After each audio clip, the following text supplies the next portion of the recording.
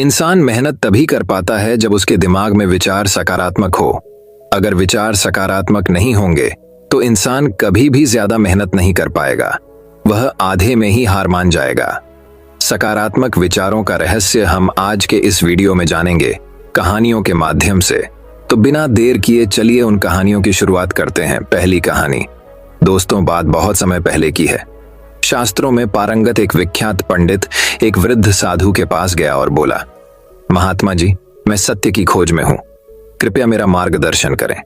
पंडित बोला, महात्मा जी, आप मुझे नहीं जानते, मैं कई शास्त्रों में पारंगत पंडित हूं। इस नगर में मेरी बड़ी प्रतिष्ठा है, किंतु सत्य खोज न सका हूं। आपसे ज्ञान प्राप्त करना चाहता हूं ताकि सत्य को पा सकूं। साधु बोले, तुम लिख कर ले लाओ कि तुम क्या जानते हो। जो तुम जानते हो उसे बताने का कोई औचित्य नहीं। जो तुम नहीं जानते वो ज्ञान मैं तुम्हें दे दूंगा। व्यक्ति लौट गया। उसे शास्त्रों का इतना अधिक ज्ञान था कि उसे लिखते लिखते 3 वर्ष बीत गए। 3 वर्ष बाद जब वह साधु के पास पहुंचा तो उसके हाथ में 1000 पृष्ठों की पोथी थी। साधु और वृद्ध हो चले थे। पोथी देखकर बोले, मेरी आयु हो चली है, इतना तो मैं पढ़ ना पाऊंगा, इसका सार लिख कर ले आओ। पंडित लौट गया और सार लिखने लगा। इसमें उसे 3 माह लग गए। 3 माह बाद जब वो साधु के पास पहुंचा तो उसके हाथ में 100 पृष्ठ थे। साधु बोले, ये भी बहुत अधिक है, शरीर दुर्बल हो चला है, आंखें कमजोर हो चली हैं कि इतना पढ़ पाना भी संभव नहीं, इसे और संक्षिप्त कराओ। पंडित वापस चला गया और 7 दिन बाद एक पृष्ठ में सार सूत्र लिखकर ले आया। साधु मृत्यु शैय्या पर थे।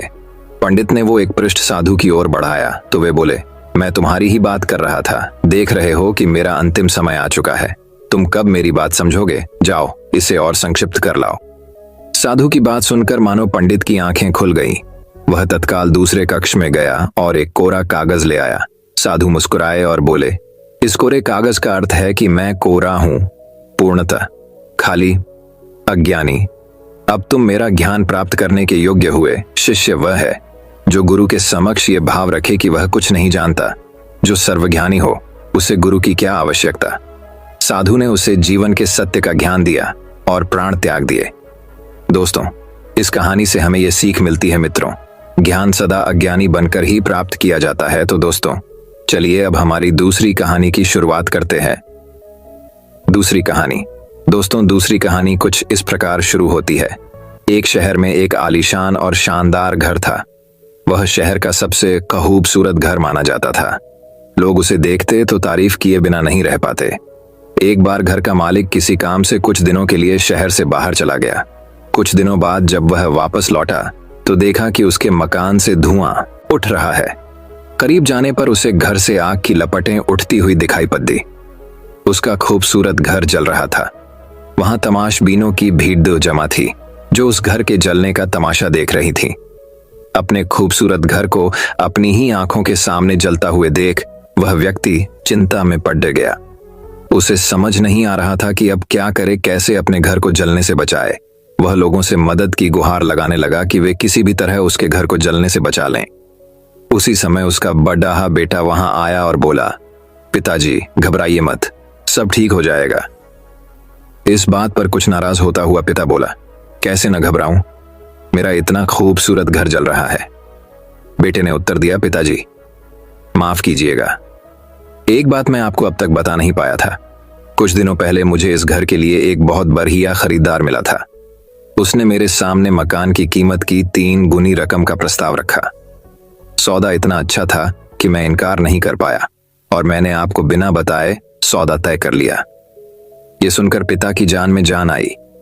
उसने राहत की सांस ली और आराम से यूं खड़ा हो गया जैसे सब कुछ ठीक हो गया हो। अब वह भी अन्य लोगों की तरह तमाशबीन बनकर उस घर को जलते हुए देखने लगा। तभी उसका दूसरा बेटा आया और बोला, पिताजी हमारा घर जल रहा है और आप हैं कि बड्ढे आराम से यहाँ खड़े होकर इसे जलता हुआ देख रहे हैं। आप कुछ करते क्यों नहीं बेटा, चिंता की बात नहीं है। तुम्हारे बड़े भाई ने ये घर बहुत अच्छे दाम पर बेच दिया है, अब ये हमारा नहीं रहा, इसलिए अब कोई फर्क नहीं पड़ता। पिता बोला, पिताजी भैया ने सौदा तो कर दिया था लेकिन अब तक सौदा पक्का नहीं हुआ है, अभी हमें पैसे भी नहीं मिले हैं। अब बताइए इस जलते हुए घर के लिए कौन पैसे देगा। यह सुनकर पिता फिर से चिंतित हो गया और सोचने लगा कि कैसे आग की लपटों पर काबू पाया जाए। वह फिर से पास खड़े हुए लोगों से मदद की गुहार लगाने लगा। तभी उसका तीसरा बेटा आया और बोला, पिताजी घबराने की सच में कोई बात नहीं है। मैं अभी उस आदमी से मिलकर आ रहा हूं जिससे बड़े भाई ने मकान का सौदा किया था। उसने कहा है कि मैं अपनी जुबान का पक्का हूं। मेरे आदर्श कहते हैं कि चाहे जो भी हो जाए अपनी जुबान पर कायम रहना चाहिए। इसलिए अब जो हो जाए, जबान दी है तो घर जरूर लूंगा और उसके पैसे भी दूंगा। पिता फिर से चिंता मुक्त हो गया और घर को जलते हुए देखने लगा। दोस्तों, इस कहानी से हमें यह सीख मिलती है कि मित्रों, एक ही परिस्थिति में व्यक्ति का व्यवहार भिन्न भिन्न हो सकता है और यह व्यवहार उसकी सोच के कारण होता है। उदाहरण के लिए जलते हुए घर के मालिक को ही लीजिए। घर तो वही था जो जल रहा था, लेकिन उसके मालिक की सोच में कई बार परिवर्तन आया और उस सोच के साथ उसका व्यवहार भी बदलता गया। असल में जब हम किसी चीज से जुड़ जाते हैं तो उसके छिन जाने पर या दूर जाने पर हमें दुख होता है, लेकिन यदि हम किसी चीज को खुद से अलग कर देखते हैं तो एक अलग सी आजादी महसूस करते हैं और दुख हमें छूता तक नहीं है। इसलिए दुखी होना और ना होना पूर्णतः हमारी सोच और मानसिकता पर निर्भर करता है। सोच पर नियंत्रण रखकर या उसे सही दिशा देकर हम बहुत से दुखों और परेशानियों से न सिर्फ बच सकते हैं बल्कि जीवन में नई ऊंचाइयां भी प्राप्त कर सकते हैं। तो दोस्तों, चलिए अब हमारी तीसरी कहानी की शुरुआत करते हैं। तीसरी कहानी, एक गांव में रहने वाले जौहरी परिवार पर दुखों का पहाड़ टूट पड़ा जब जौहरी चल बसा। परिवार में अब जौहरी का 16-17 बरस का लड़का और पत्नी रह गए। घर की आर्थिक स्थिति दिनों दिन खराब होती जा रही थी। एक दिन मां ने बेटे को अपने पास बुलाया और संदूक से निकालकर नीलम का हार देकर कहा, बेटा, अब इसे बेचने के सिवा और कोई चारा नहीं। इसे लेकर अपने चाचा जी के पास चले जा। उनसे कहना कि इसे बेचने में हमारी मदद कर दें। लड़का नीलम का हार लेकर चाचा के पास गया और उन्हें हार देकर मां की बात दोहरा दी। लड्ढाके का चाचा भी जौहरी था। उसने हार अपने हाथ में लिया और उसे जांचने परखने के बाद बोला, बेटा, चाहूं तो मैं ये हार अभी बेच दूं, पर बाजार मंदा होने से सही दाम न मिल सकेंगे। मेरी मानो तो कुछ दिन रुक जाओ।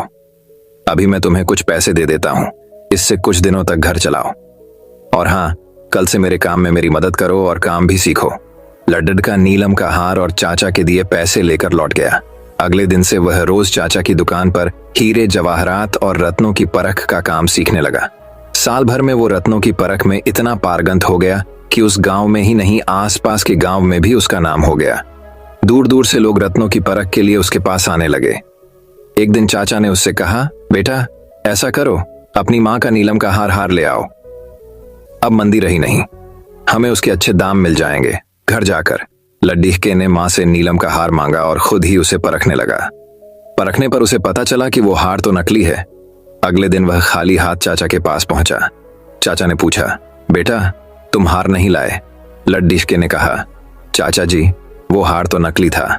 तब चाचा ने उसे बताया, बेटा, जब तुम पहली बार वो हार लेकर मेरे पास आए थे, मैंने तभी उसी परख लिया था कि वो नकली है, लेकिन मैंने तुम्हें बताया नहीं। उस वक्त तुम लोग बुरे दौर से गुजर रहे थे, सोचते कि बुरे वक्त में तुम्हारा चाचा तुमसे दगा कर रहा है। इस तरह हमारे रिश्ते बिगड़ जाते। आज तुम खुद इस काबिल हो चुके हो कि खुद ही परख कर हार की असलियत जान गए। अब किसी और पर शंका करने का प्रश्न ही नहीं उठता। सीख दोस्तों, पूर्ण ज्ञान या जानकारी के अभाव में किसी भी व्यक्ति, वस्तु या परिस्थिति के बारे में हम जो भी धारणा बनाते हैं उसमें शंका और अविश्वास का समावेश होता है, जो सिर्फ गलत फहमियों को बढ़ावा देता है। ज्ञान के प्रकाश में ही वस्तु स्थिति को स्पष्ट तरीके से समझा जा सकता है। इसलिए किसी भी चीज के बारे में सही तरीके से समझने के लिए उसके बारे में सारा ज्ञान या जानकारी जरूर हासिल करें। तो दोस्तों, चलिए अब हमारी चौथी कहानी की शुरुआत करते हैं। चौथी कहानी, एक राज्य में एक राजा का शासन था।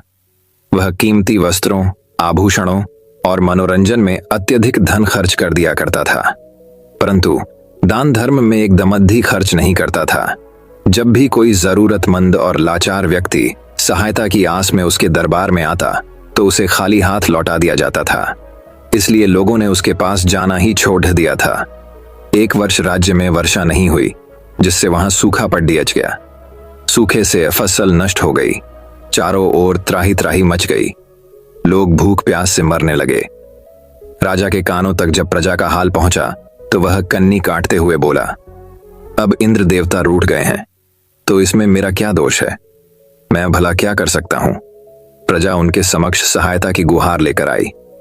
महाराज सहायता करें, अब आपका ही सहारा है। राजकोष से थोड़ा धन प्रदान कर दें ताकि अन्य देशों से अनाज क्रय कर भूखे मरने से बच सकें। राजा उन्हें दुत्कारते हुए बोला, जाओ अपनी व्यवस्था स्वयं करो। आज सूखे से तुम्हारी फसल नष्ट हो गई, कल अतिवृष्टि से हो जाएगी और तुम लोग ऐसे ही हाथ फैलाए मेरे पास आ जाओगे। तुम लोगों पर यूं ही राजकोष का धन लुटाता रहा तो मैं कंगाल हो जाऊंगा। जाओ यहां से। दुखी मन से लोग वापस चले गए, किंतु समय बीतने के साथ सूखे का प्रकोप बढ़ता चला गया। अन्न के एक एक दाने को मोहताज हो जाने पर लोगों के पास कोई चारा नहीं रहा और वे फिर से राजा के पास पहुंचे। सहायता की याचना करते हुए वे बोले, महाराज हम लाचार हैं, खाने को अन्न का एक दाना नहीं है। राजकोष से मात्र 10,000 रुपए की सहायता प्रदान कर दीजिए। आजीवन आपके आरणी रहेंगे। 10,000 रुपए, जानते भी हो कि ये कितने होते हैं। इस तरह मैं तुम लोगों पर धन नहीं लुटा सकता। राजा बोला, महाराज राजकोष स्वीकार है और 10,000 रुपए एक बूंद दे देने से सागर थोड़े ही खाली हो जाएगा। लोग बोले, तो इसका अर्थ है कि मैं दोनों हाथों से धन लुटाता फिरूं? राजा सुनकर बोला, महाराज हम धन लुटाने को नहीं कह रहे, सहायता के लिए कह रहे हैं। वैसे भी हजारों रुपये कीमती वस्त्रों, आभूषणों, मनोरंजन में प्रतिदिन व्यय होते हैं। वही रुपये हम निर्धनों के काम आ जाएंगे।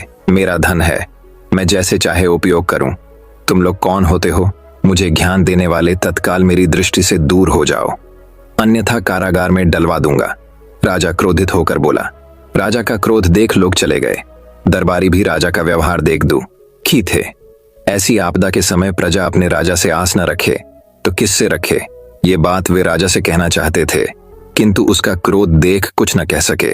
राजा ही बोला, 10,000 रुपये मांगने आए थे।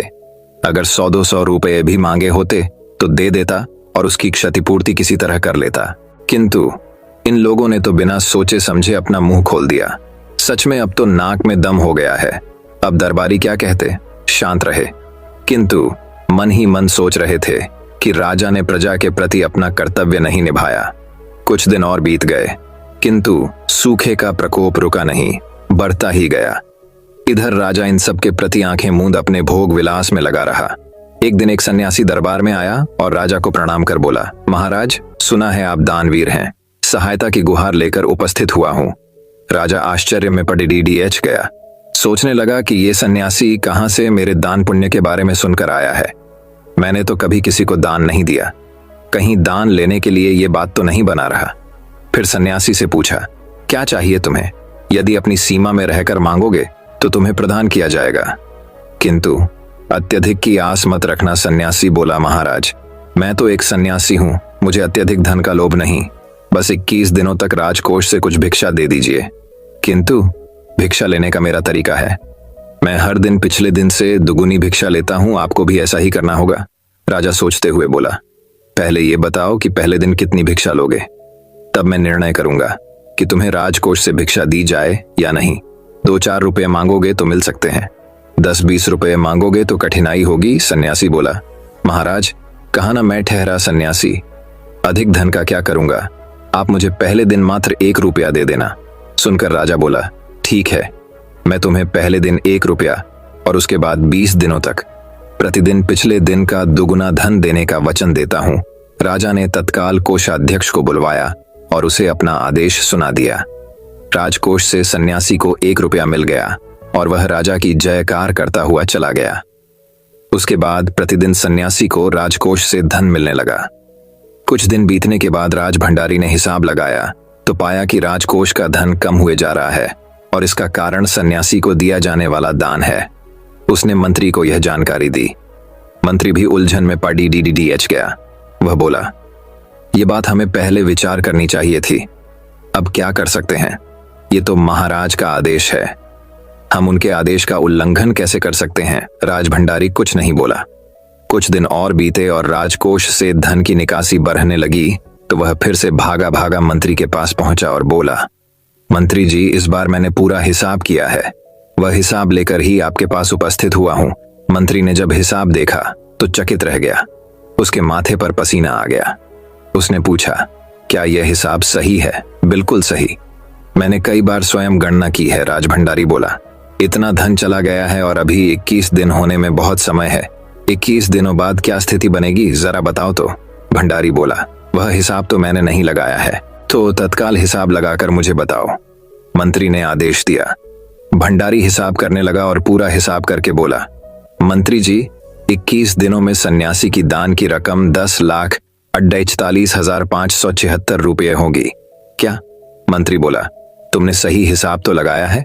इतना धन सन्यासी ले जाएगा तो राजकोष खाली हो जाएगा। हमें तत्काल ये जानकारी महाराज को देनी होगी।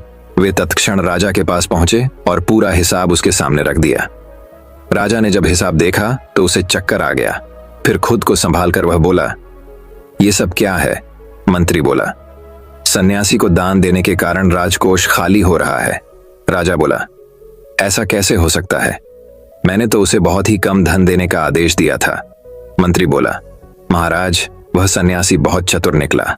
अपनी बातों में फंसाकर वह राजकोष से बहुत सारा धन ऐंठने के प्रयास में है। राजा ने राजभंडारी से पूछा, फिर से बताओ, कितना धन सन्यासी लेने वाला है? 10,48,576। राजभंडारी बोला, परंतु मुझे लगता है कि मैंने इतना धन देने का आदेश तो नहीं दिया था। मैं ऐसा आदेश दे ही नहीं सकता। जब मैंने अकाल पीड़ित प्रजा को 10,000 रुपये नहीं दिए तो भला एक सन्यासी को इतना धन क्यों दूंगा? राजा सोचते हुए बोला, किंतु सब आपके आदेश अनुसार ही हो रहा है महाराज। चाहे तो आप स्वयं हिसाब कर लीजिए। राजभंडारी बोला। मंत्री ने भी उसका समर्थन किया। भी इसी समय उस सन्यासी को मेरे समक्ष प्रस्तुत करो, राजा चिल्लाया। तुरंत कुछ सैनिक भेजे गए और वे सन्यासी को लेकर राजा के सामने उपस्थित हुए। सन्यासी को देखते ही राजा उसके चरणों पर गिर पड़ा और बोला, बाबा, आपको दिए वचन से मेरा राजकोष खाली हुआ जा रहा है। इस तरह तो मैं कंगाल हो जाऊंगा। फिर मैं राजपाट कैसे चला पाऊंगा? किसी तरह मुझे इस वचन से मुक्त कर दीजिए, दया कीजिए। सन्यासी ने राजा को उठाया और बोला, ठीक है, मैं तुम्हें इस वचन से मुक्त करता हा, किंतु इसके बदले तुम्हें राज्य की प्रजा को 50,000 रुपये देने होंगे ताकि वे अकाल का सामना कर सकें। राजा बोला, किंतु बाबा, वे लोग जब आए थे तब 10,000 मांग रहे थे, किंतु मैं 50,000 ही लूंगा, उससे एक ढेला कम नहीं। सन्यासी ने अपना निर्णय सुनाया। राजा बहुत गिड़गिड़ाया, किंतु सन्यासी अपनी बात अड्ढा रहा। अंततः विवश होकर राजा 50,000 रुपये देने तैयार हो गया। सन्यासी ने अपना वचन वापस ले लिया और चला गया। राजकोष से प्रजा को 50,000 रुपये दिए गए। प्रजा बहुत प्रसन्न हुई और राजा की जय जयकार करने लगी। कि राजा बहुत दिनों तक भोग विलास से दूर रहा। सीख, पहली सीख, जब सीधी उंगली से घी न निकले तो उंगली टेढ़ ही करनी पड़ती है। दूसरी सीख, भला करोगे तो चारों ओर गुणगान होगा। तो दोस्तों, चलिए अब हमारी 5वीं कहानी की शुरुआत करते हैं। 5वीं कहानी। दोस्तों, बात बहुत समय पहले की है। गुरुकुल में शिक्षा प्राप्त कर रहे एक शिष्य को अपने पिता का संदेश मिला। पिता ने उसे घर बुलाया था। बिना देर किए शिष्य गुरु के पास गया और उनसे घर जाने की अनुमति मांगी। गुरु द्वारा अनुमति दे दी गई और अगले दिन शिष्य घर की ओर निकल पड़ा। वह पैदल चला जा रहा था। गर्मी के दिन थे। रास्ते में उसे प्यास लगाई। वह पानी का स्रोत ढूंढते हुए आगे बढ़ने लगा। रास्ते एक किनारे उसे एक कुआं दिखाई पड़ा। उसने कुएं से पानी निकाला और अपनी प्यास बुझाई। उस कुएं का पानी शीतल और मीठा था। शिष्य उसे पीकर तृप्त हो गया। वह आगे बढ़ने को हुआ ही था कि उनके मन में विचार आया, इतना मीठा जल मैंने आज तक कभी नहीं पिया।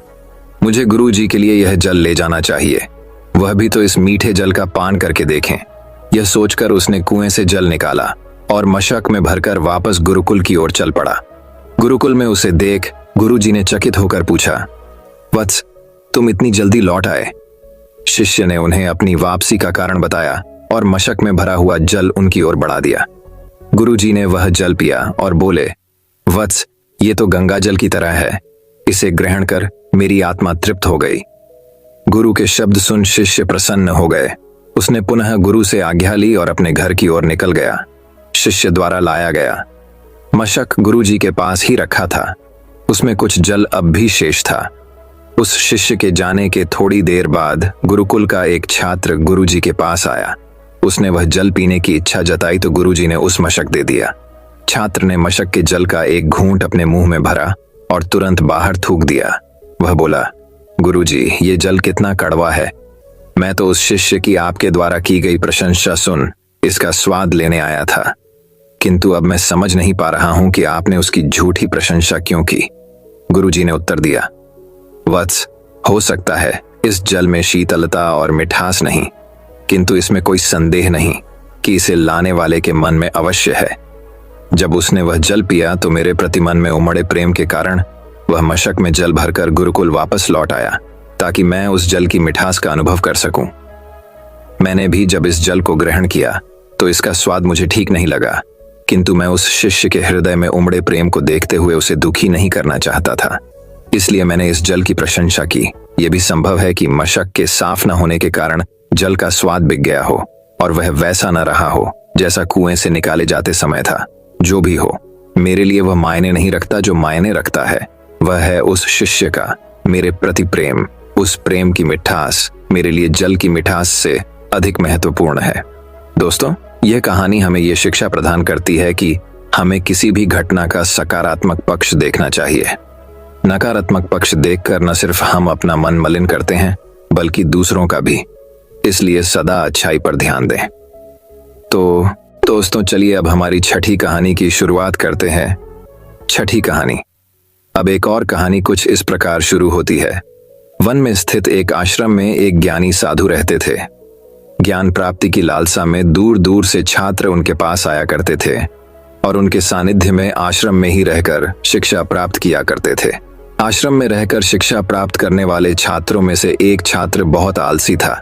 उसे समय व्यर्थ गंवाने और आज का काम कल पर टालने की बुरी आदत थी।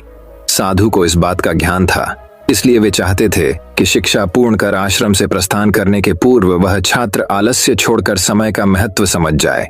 इसी उद्देश्य से एक दिन संध्या काल में उन्होंने उस आलसी छात्र को अपने पास बुलाया और उसे एक पत्थर देते हुए कहा, पुत्र, ये कोई सामान्य पत्थर नहीं बल्कि पारस पत्थर है। लोहे की जिस भी वस्तु को यह छू ले वह सोना बन जाती है।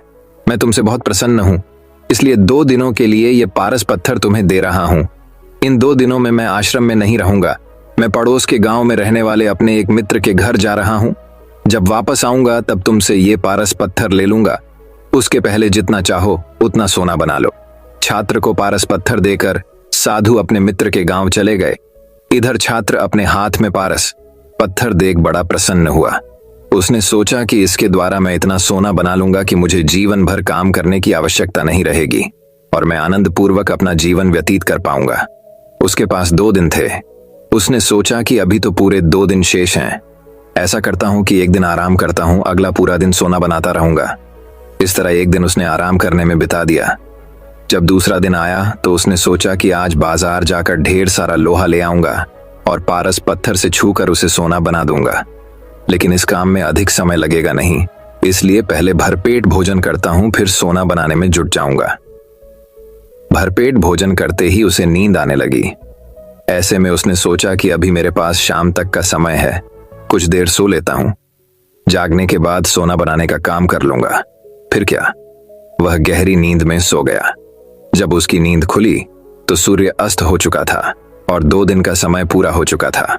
साधु आश्रम लौट आए थे और उसके सामने खड़े थे। साधु ने कहा, पुत्र, सूर्यास्त के साथ ही 2 दिन पूरे हो चुके हैं।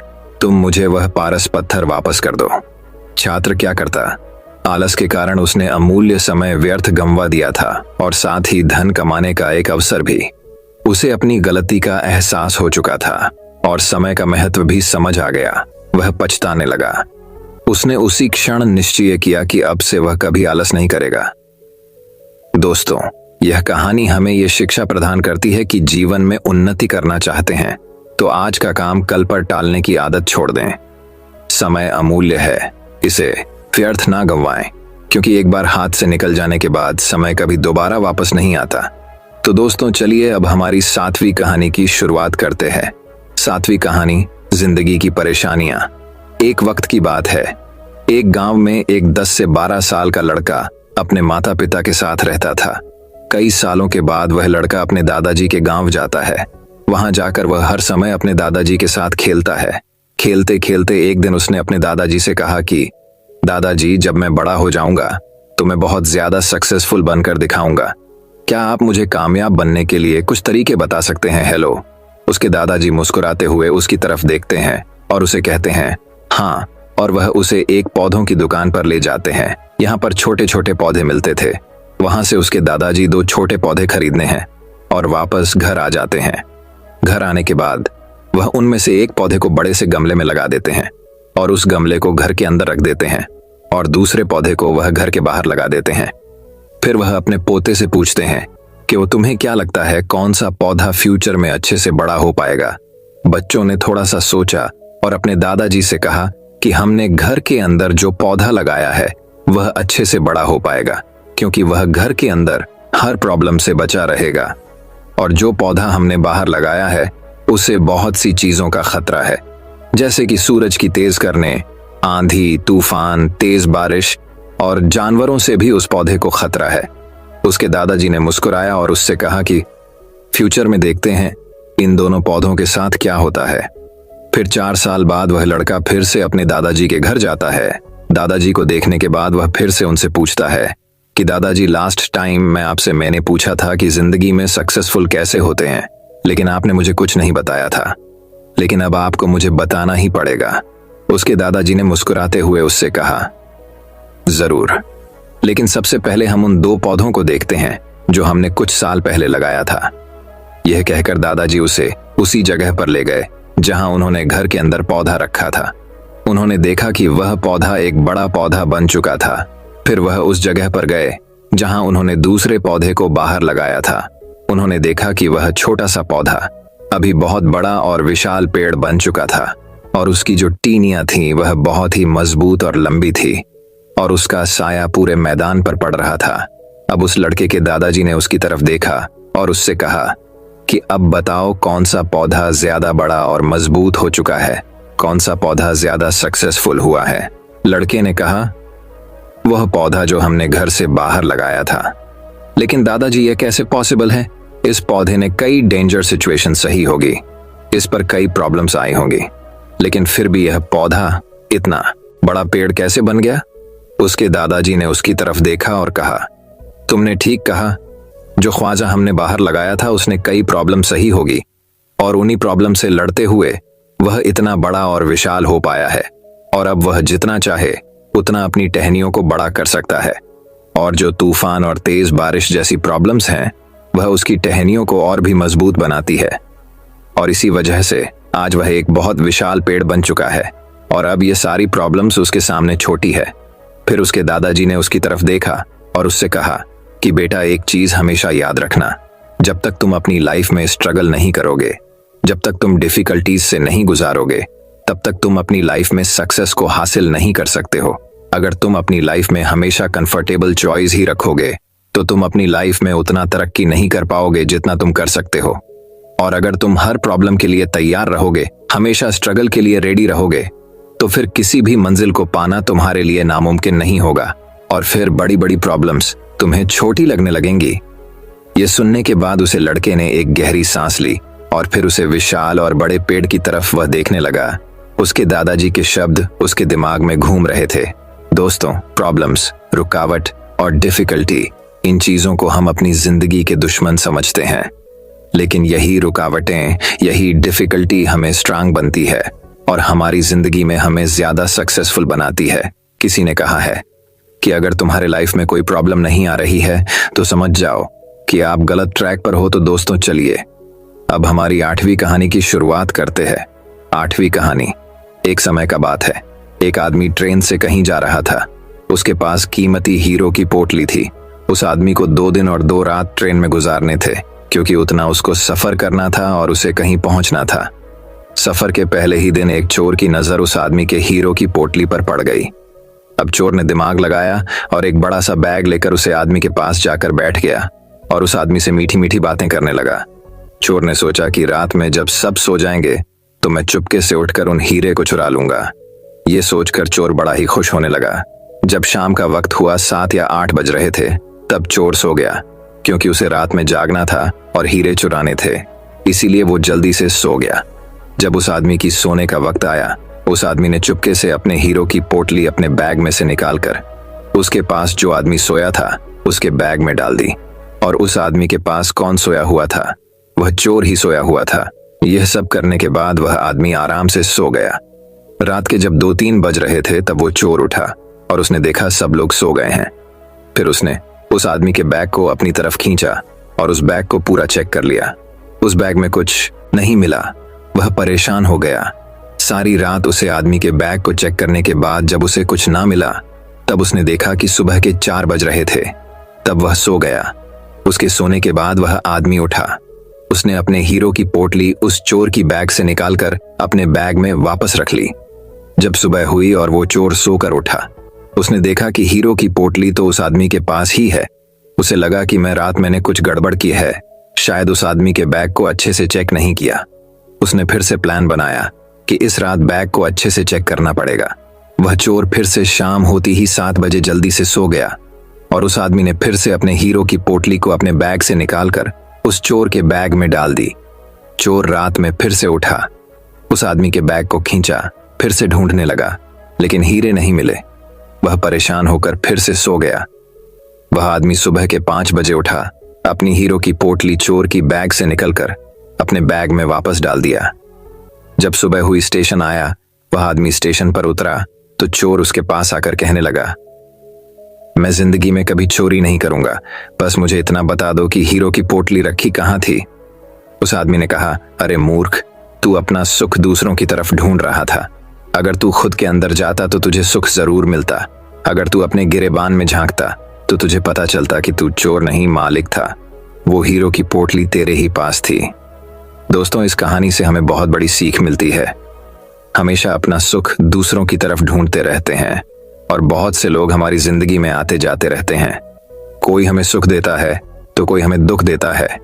बहुत से लोग ऐसे होते हैं जो अपनी खुशी दूसरों पर निर्भर कर देते हैं, जबकि अगर आप खुद के अंदर झांकोगे, अपने खुद के गिरेबान में झांकोगे, तो आपको किसी चीज की कमी महसूस नहीं होगी। बस आपको सब कुछ मिलेगा। बस आपको एक बार अपने अंदर झांक कर देखना है। ये कहानी आपको बड़ी ही दिलकश लगी होगी और इससे सबक भी मिला होगा। आप अपने दोस्तों के साथ भी इस कहानी को शेयर करें ताकि उन्हें भी इससे फायदा हो। हम जिंदगी में जो भी बनना चाहते हैं, हमेशा वह हमारे हाथों में नहीं होता, लेकिन हमें हालात से नहीं भागना चाहिए। हालात वक्त के साथ बदलते रहते हैं। हर वक्त बस एक चीज बदलना नहीं चाहिए, वह है हमारा कैरेक्टर। तो दोस्तों, चलिए अब हमारी 9वीं कहानी की शुरुआत करते हैं। 9वीं कहानी। एक समय की बात है। एक बड़ा सा जहाज तूफान होने की वजह से डूब गया और उस जहाज में जितने भी लोग थे वह उस जहाज समेत डूब गए। सिर्फ एक आदमी को छोड़कर। वह आदमी वहां से बच निकला और एक सुनसान आइलैंड पर जाकर बेहोश होकर गिर गया। सुबह जब उस आदमी को होश आया तो उसने देखा कि वह एक सुनसान आइलैंड पर था, जहां पर दूर दूर तक कोई भी नजर नहीं आ रहा था। वह आदमी ऊपर वाले की तरफ देखकर दुआ मांगने लगा कि मेरी मदद करो, इस सुनसान आइलैंड पर किसी न किसी को भेज दो। लेकिन वहां उसकी मदद के लिए कोई भी नहीं आया। दिन गुजरते गए और वो आदमी रोज ऊपर वाले से मदद के लिए दुआ करता रहता। फिर कुछ दिनों बाद उसने दुआ करना ही छोड़ दिया। उस आदमी ने वहां से बचने की उम्मीद ही खो दी। उसका सब्र टूट चुका था। तभी उस आदमी ने लड़कियां इकट्ठा की और उनसे एक टेंट बनाए। उसने नारियल के पेड़ से बहुत सारे नारियल तोड़े और खाने के लिए मछलियां पकड़ने लगा। पूरी 15 से 20 दिन निकल चुके थे और उस आदमी ने यहां से निकलने की पूरी उम्मीद खो चुकी थी। इसीलिए उसने तकरीबन 20 दिन की मेहनत के बाद वहीं पर एक लड़कियों का घर बना लिया था। एक दिन जब वह जंगल में नारियल तोड़ने के लिए गया और वापस आया तो उसने देखा कि उसने जो घर बनाया था उसमें आग लग चुकी थी और वह घर पूरी तरह से जलकर राख हो गया था। तभी उसने ऊपर वाले की तरफ देखा और कहने लगा कि मैंने आपसे मदद मांगी तो आपने मेरी मदद नहीं की।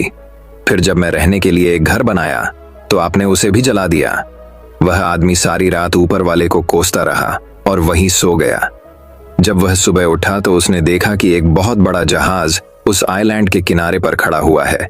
वह आदमी यह देखकर बहुत खुश हो गया और तुरंत जहाज पर चढ़ गया।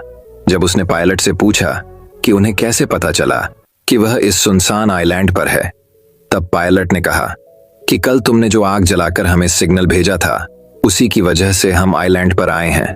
तभी उस आदमी ने कहा कि मैंने तो कोई सिग्नल नहीं भेजा था। तभी वह आदमी सोचने लगा और उसे याद आया कि रात में जो उसका टेंट जल गया था, जो उसने घर बनाया था जो जल चुका था, शायद उसी की वजह से ये लोग यहाँ पर आए हैं। तभी वह आदमी ऊपर देखकर खुशी से चिल्लाने लगता है।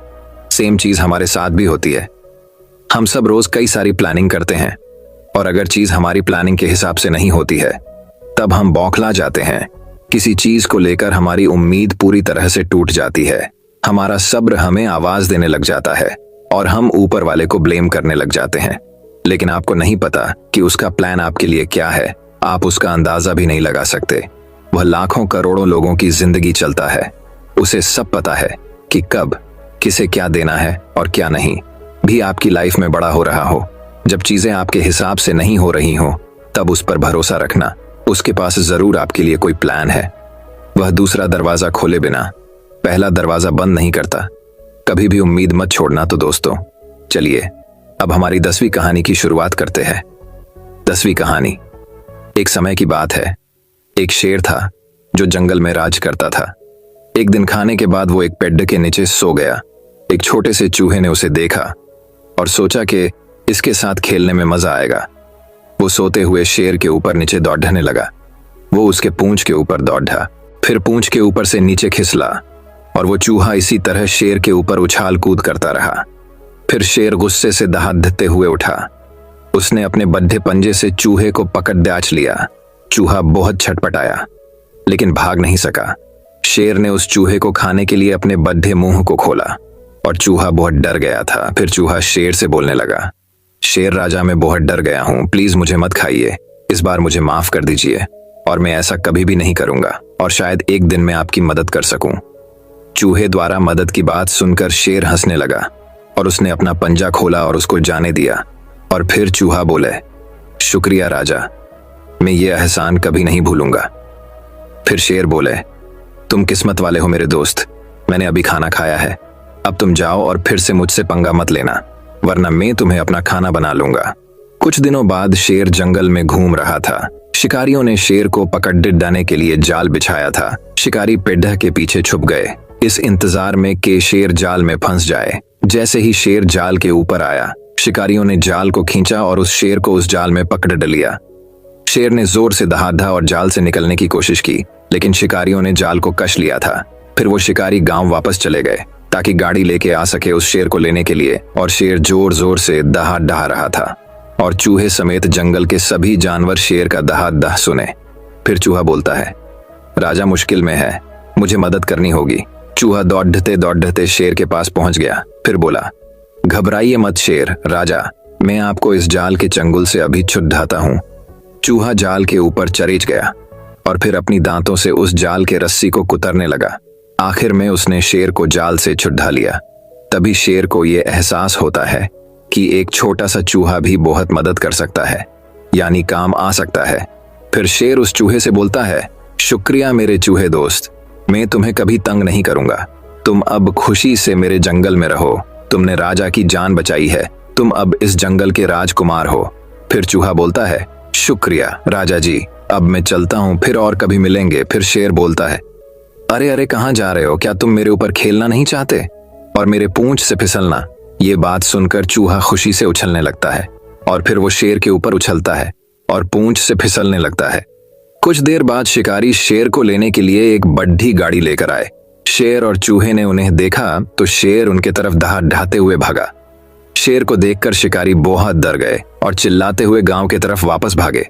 शेर और चूहा उन्हें देखकर हंसने लगे और वो दोनों हमेशा के लिए अच्छे दोस्त बन गए।